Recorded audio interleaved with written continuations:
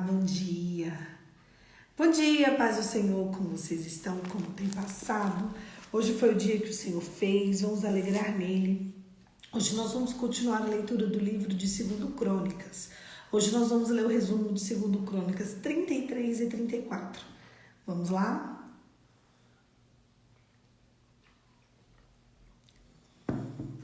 Vamos começar? 2 Crônicas 33. O reinado de Manassés de Judá. Manassés tinha... Deixa eu só ajeitar aqui. Pronto. Manassés tinha 12 anos de idade quando começou a reinar e reinou 55 anos em Jerusalém. Fez o que era mal aos olhos do Senhor, segundo as coisas abomináveis das nações que o Senhor havia expulsado diante dos filhos de Israel. Pois reconstruiu os lugares altos que Ezequias, o seu pai, havia derrubado.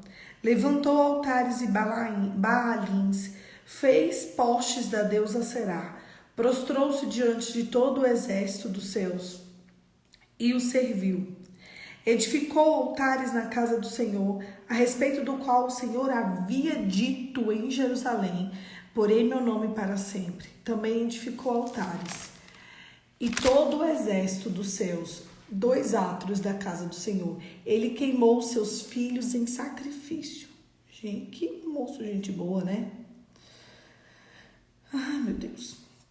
Ele queimou seus filhos em sacrifício no vale de Ben-Hinom. Adivinhava pelas nuvens, era agoreiro, praticava feitiçarias e tratava com médios e feiticeiros. Fazia continuamente o que era mal aos olhos do Senhor, para provocar a ira. Também impôs imagens de escultura de ídolos que tinha na casa de Deus, a respeito do qual tinha dita Davi a seu filho Salomão. Neste templo, em Jerusalém, que escolhi todas as tribos de Israel, porei meu nome para sempre. O cativeiro de Manassés e sua oração. O Senhor falou a Manassés e ao seu povo, porém não lhe deram ouvidos.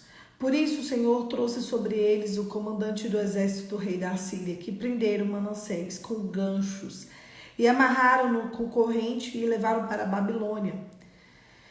Ele, angustiado, suplicou ao Senhor seu Deus, muito se humilhou diante de Deus e dos seus pais, orou ao Senhor e o Senhor se tornou favorável para com ele. Atendeu-lhe a súplica e fez ele voltar para Jerusalém, ao seu reino. Então Manassés reconheceu que o Senhor é Deus.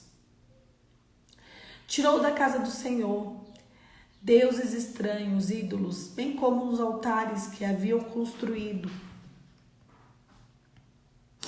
no monte da casa do Senhor em Jerusalém, e os lançou fora da cidade. Restaurou o altar do Senhor, sacrificou sobre eles as ofertas pacíficas de ação de graças, e ordenou a Judá que servisse o Senhor, seu Deus de Israel.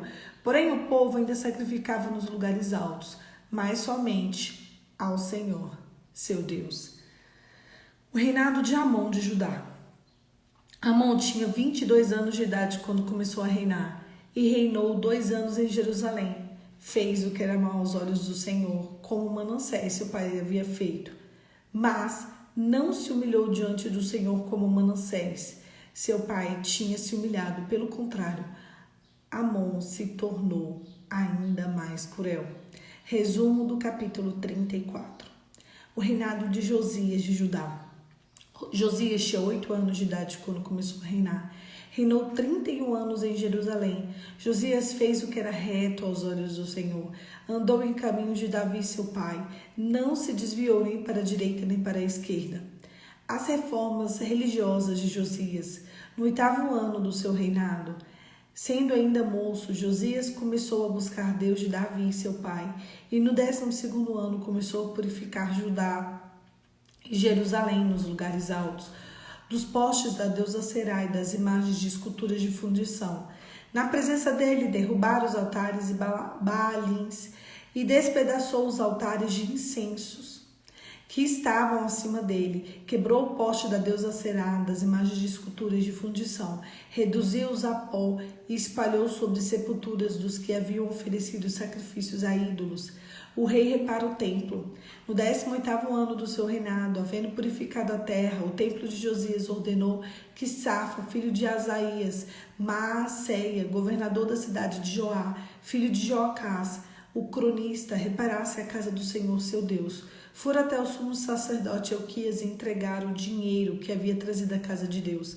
Eles entregaram aos que dirigiam a obra e tinham um encargo na casa do Senhor, para que pagassem aqueles que faziam a obra. E Ilquias acha o livro da lei. E Ilquias, sacerdote, achou o livro da lei do Senhor, dada por meio de Moisés. Então Ilquias disse ao servo Safra: achei o livro. E Ilquias entregou o livro a Safra. Então Safra levou ao rei e lhe deu relatório dizendo: tudo que o Senhor rei encomendou aos servos, eles estão fazendo. Josias manda consultar a profetisa Hulda. Quando o rei Josias ouviu as palavras da lei, rasgou as suas roupas. Então as ordens de Ilquias, a aição do filho de Safã, Abdom, filho de Mica, Safa, escrivão assírias, do servo do rei, dizendo: vão consultar o Senhor por mim, pelos que restaram Israel e Judá, a respeito das palavras do livro que foi encontrado, porque grande será o furor do Senhor. Grande é o furor do Senhor. Então Ilquias foi enviado pelo rei e foram falar com a profetisa Hulda, esposa de Salum, e ela disse: assim diz o Senhor, Deus de Israel, diga aos homens que enviou a mim, assim diz o Senhor, eis que trarei a desgraça sobre este lugar e sobre os seus moradores, a saber, todas as maldições escritas no livro que leram diante do rei de Judá, por terem me abandonado, queimado incenso a outros deuses, para me provocarem a ira com todas as obras de suas mãos, o meu furor se derramou. Sobre este lugar não se apagará. Mas o rei de Judá, que enviou para consultar o Senhor, diga o seguinte: assim diz o Senhor, Deus de Israel, a respeito das palavras que você ouviu, visto que o seu coração se enterneceu e você se humilhou diante de Deus, quando ouviu as ameaças que ele fez contra este lugar e contra os seus moradores, e se humilhou diante de mim, rasgou as suas roupas e chorou diante de mim. Também eu ouvi a oração, diz o Senhor, deixarei que você morra e seja sepultado em paz, e os seus olhos não verão todo o mal que trarei a este lugar e sobre estes moradores. Uau! Gente, que pesado, né? Eu acho interessante que Deus ele sempre nos dá uma oportunidade para entender o tamanho do amor dele. O texto ele começa em 2 Crônicas 33 com o reinado de Manassés. E ele diz: Manassés fez o que era mal aos olhos do Senhor. Mas ele era ruim, gente. Ele era ruim. Ele era tão ruim que ele queimou os próprios filhos em sacrifício a deuses estranhos. Às vezes a gente fica pensando: meu Deus do céu, quem é que queima os próprios filhos? Quem? Não, mas tem muita gente que faz esse tipo de voto hoje. A quantidade de abortos que tem hoje é pesado, gente. É pesado. Existem muito mais assassinatos dentro da barriga do que fora. Existem muita gente oferecendo os seus filhos ainda hoje a deuses estranhos. Todo aborto é uma oferenda a um deus estranho. Todo aborto é uma oferenda ao demônio. Todo, sem exceção. Quer dizer, tô falando de abortos provocados, tá, gente? Pelo amor de Deus. Não os que o Senhor toma para si. Então, ele faz questão de queimar os filhos dele em oferenda a deuses estranhos. Assim como muita gente hoje também entrega os seus filhos a deuses estranhos. Ao deus Moloque. Tem até um nome e um sobrenome. E as pessoas continuam fazendo. Elas acham que é só se livrar de um problema. O problema é quando chegar o dia de Hebreus 9, 27. E ali elas vão entender o que elas fizeram da vida delas. Tudo lhes será cobrado. Tudo. Enfim, vamos seguir. E claro, ele foi oprimido pelo rei da Babilônia. Ele se prostrou diante de Deus e Deus se lembrou dele e livrou o povo. Olha como Deus, ele é justo, Deus é misericordioso, Deus, ele é extraordinário. Ele queima os filhos dele, ele apresenta adoração a deuses estranhos, ele leva todo o povo a pecar. Mas quando ele se humilha diante de Deus, Deus se inclina a favor dele. Esse é o Deus que a gente serve. Ele é tão misericordioso. Deus, ele é tão fiel, ele é tão lindo, ele é tão magnânimo. Ele é tão extraordinário que a gente nunca vai conseguir compreender o tamanho do amor de Deus. E ali o filho dele reina no lugar dele depois que ele morre. O filho dele é pior do que ele. O filho dele faz coisas abomináveis ao Senhor. E ali, depois que o filho dele morre, começa a vir outro rei, que é filho do filho dele, que é o neto dele, chamado Josias. A Bíblia diz que Josias fez o que era bom aos olhos do Senhor. Josias, ele fez o que era bom, ele reparou tudo, ele quebrou tudo, ele tirou tudo, ele limpou. A primeira coisa que a gente precisa de fazer, eu vivo falando isso, é limpar. Ele limpou todo o território, preparou o território para adoração. Gente, ele tirou, ele quebrou, ele jogou fora, ele colocou... Não, ele limpou. Depois que ele limpou, ele restabelece a adoração. E depois que ele restabelece a adoração, um dos servos, Ilquias, ele acha o livro da lei de Moisés. Porque o livro estava até jogado fora, né? Quando ele acha e lê diante do rei, o rei percebe o mal que estava fazendo, que era muito pior. E aí vão consultar uma profetisa. E a profetisa diz: grande é o furor de Deus contra esse povo. Grande. E ela promete ao rei que o rei vai morrer antes de ver toda a desgraça. Nossa, que palavra pesada. É pesada. Mas é exatamente essa palavra que ela usa.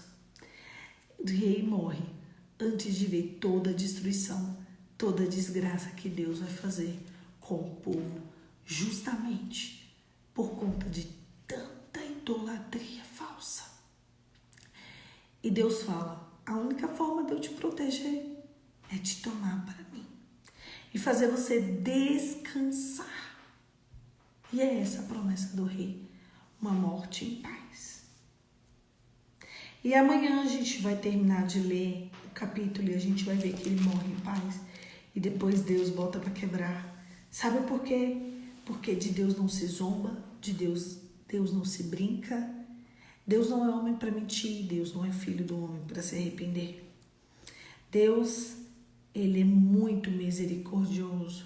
Deus é amor, mas Deus também é fogo consumidor. As pessoas brincam em nome de Jesus. As pessoas acham que pode viver o próprio evangelho, mas não pode. Um dia, quando alguém se atentar e perceber a maldade que estamos fazendo, vão entender porque a vida da maioria das pessoas, pronto, tá desse jeito, essa bagunça, estão nessas circunstâncias. Gente, para de zombar de Deus, para de achar que pode viver o teu evangelho de qualquer jeito, para de achar que não pode abrir a Bíblia, que não tem que abrir a Bíblia, que pode seguir o evangelho falando por qualquer pessoa. Todos os dias, nos últimos dias, eu tenho lido as histórias dos reis. Nós estamos há algum tempo lendo as histórias dos reis. E a Bíblia diz: tal rei fez o que era mal aos olhos do Senhor. Tal rei fez o que era bom aos olhos do Senhor. E quando a pessoa faz o que é mal aos olhos do Senhor, ela faz ela pecar e todo mundo que está perto dela. Cuidado, para você não estar fazendo o que é mal aos olhos do Senhor, está pecando e está levando todo mundo a pecar junto de você.